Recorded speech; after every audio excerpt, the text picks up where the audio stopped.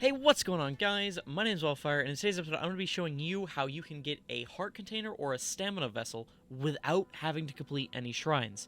So, let's get into it.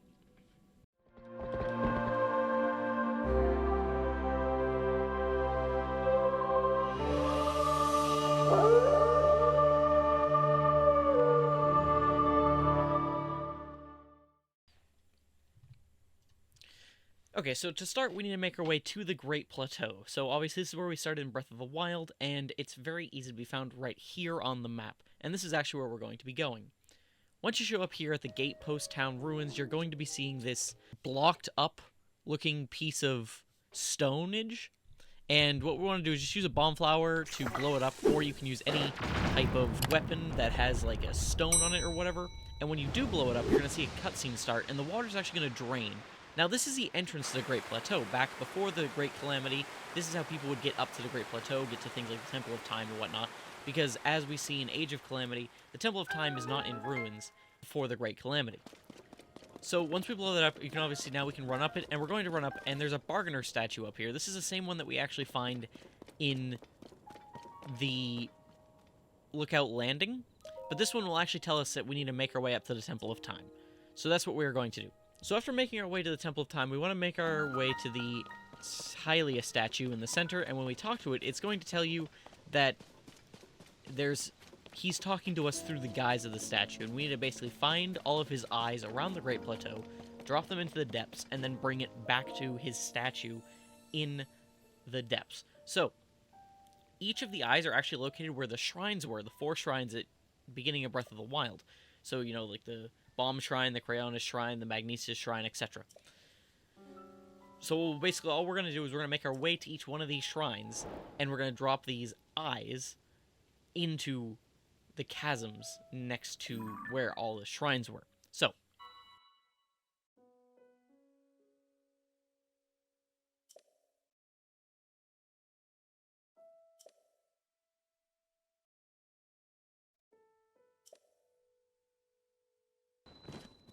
okay, so the first one we're going to make our way to is actually the Great Plateau South Chasm. And if you lift up this piece of fallen debris here, underneath you will find this oval-looking structure. This is the eye. So all you gotta do is use Ultra Hand or pick it up and throw it in the chasm. As you can see, the adventure log was updated with Call of the Depths. So now let's make our way to the next chasm. Alright, so here's the next chasm. This is where the Crayonus Shrine would have been. And all you gotta do is... Oh, look, there's Farosh. Hello, Farosh. Let's get a picture of him real quick. So all you gotta do is actually melt this piece of ice over here, this large piece of ice. Now, I'm gonna do it with a ruby shield.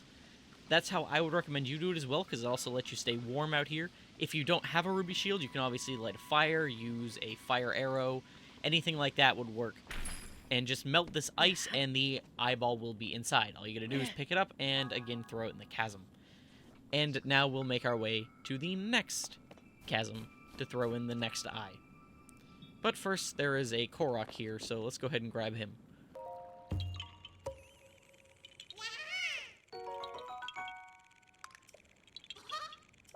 And for the third shrine, we're going to go to where the Magnesia Shrine was, and as you can see, where the chest was in Breath of the Wild is actually the eye under the water. So pick it up with Ultra Hand, and again, walk it over and drop it into the chasm. This will drop it down to the depths, and then we only have one more eye to do, and if you've been following along, that's going to be at the Eastern Abbey, where the Bomb Shrine was. So let's make our way over there. Alright, so once we make our way here, you want to blow up this opening, and inside of those rocks, you will find the other eyeball. So we're going to go ahead and pick it up, and toss it into the chasm. For this one, we're actually going to follow it down, because now we need to get down to the depths and pull all of the eyes to the center platform. The center platform is actually going to be underneath the Great Central Mine. So once we make our way down here, you'll notice that there's some mine carts around, and we're actually going to use those to get to the central mine. I'm going to go ahead and pick up the pose here, because I need to be able to buy some things from the bargainer statues once we unlock them all.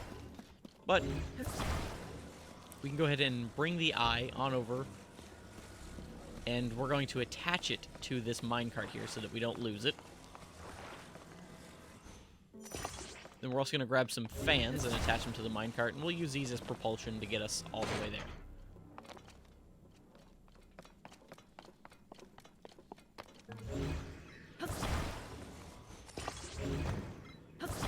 Attaching them together so I don't have to come back twice.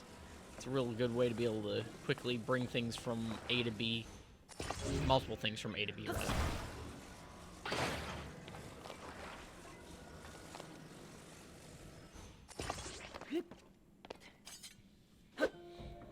And off we go.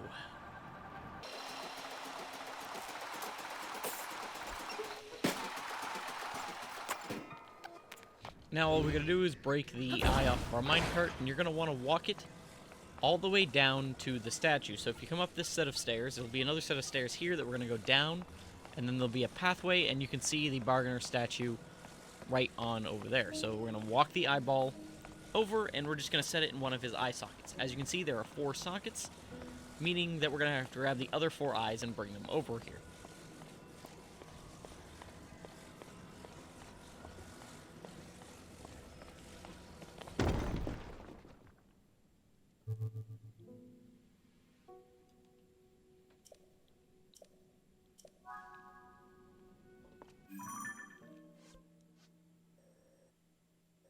I'm going to go ahead and mark all of the chasms with a pin so we can see them all, and let's make our way on over to those next ones.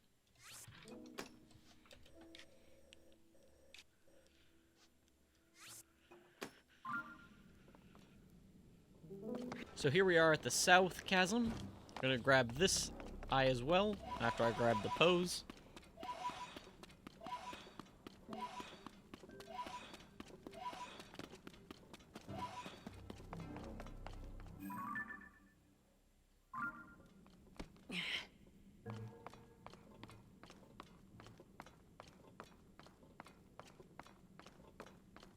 And we're going to make our way up these set of stairs.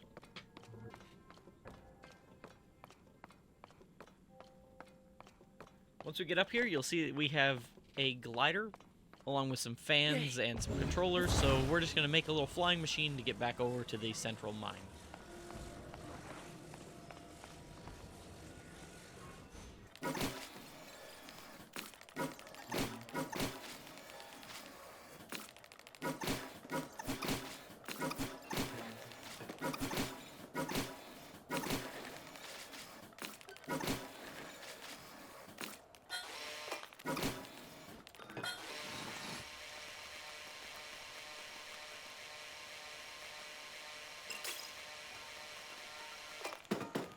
Alright, now we're just going to break the eye off and do the same thing we did with the first eye, where we walk it down to the statue and plop it in one of the eye sockets.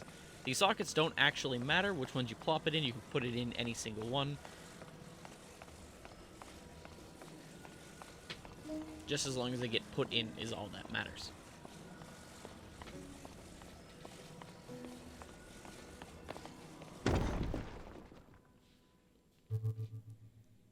And he's going to tell us that we have found 2 of his eyes and that 2 remain.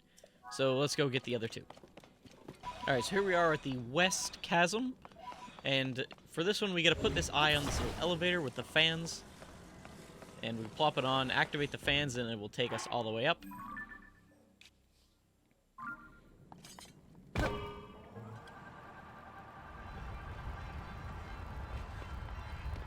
After we reach the top, we're going to want to bring the eye over, and there are more minecarts over this way. Make sure to shut the fans off so you're not wasting your battery. And the minecart we'll use has a fan and a battery on it, which is great for us. I think I ended up putting some rockets on here, thinking maybe I could do some rocket propulsion. That did not work out too well for me, because I ended up being flown off the minecart, and the minecart continued on without me, which wasn't fun.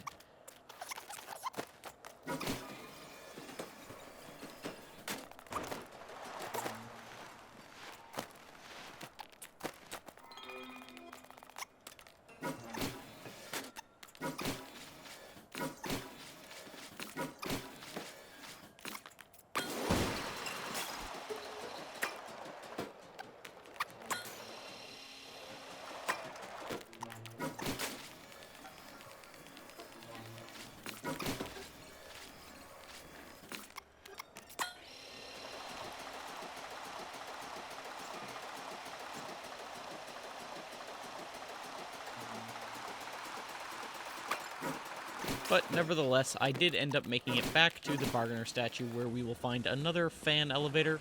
Take this one all the way up as well, and we will be right next to the bridge where the statue is located.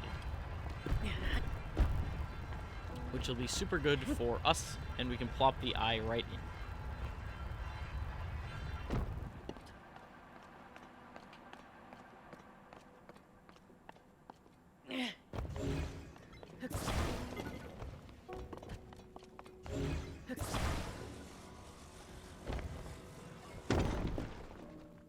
And he will say we have 3 eyes and only 1 remains, so let us go get the last one.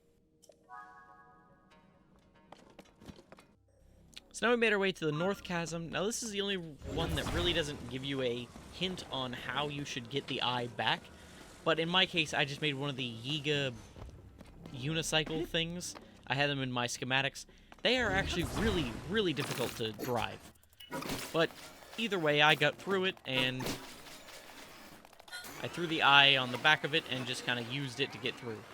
I don't know how the Yiga are able to control these things and drive them as smoothly as they do, because it was definitely not as easy as it looks. They make it look so much easier. They turn way too fast, they're very fast, and they crash into just about everything. So, needless to say, it was a pain.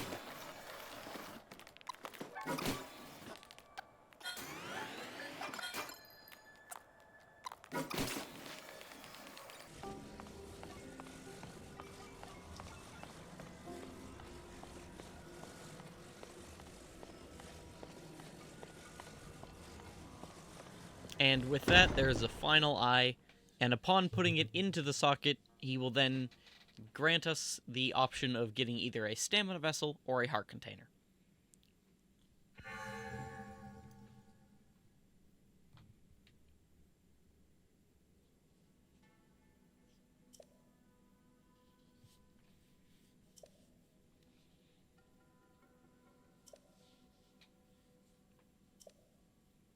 You can, of course, pick whichever one you want. I'm going to go with a stamina vessel because I like having more stamina to be able to go longer distances on my paraglider or whatever. So, thanks for watching. If you did enjoy, make sure to hit that like button, and if you're new around here, hit the subscribe button so you can see all the cool things I do with Tears of the Kingdom. And if you'd like to see me play it live, I'm playing it live just about every single day over on my Twitch channel around 6 p.m. Eastern. The link to that is in the description. So, without any further ado, have a wonderful rest of your day, ladies and gentlemen, and I will catch you guys next time.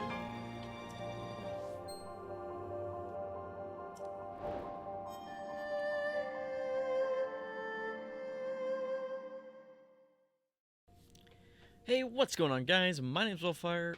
God damn it.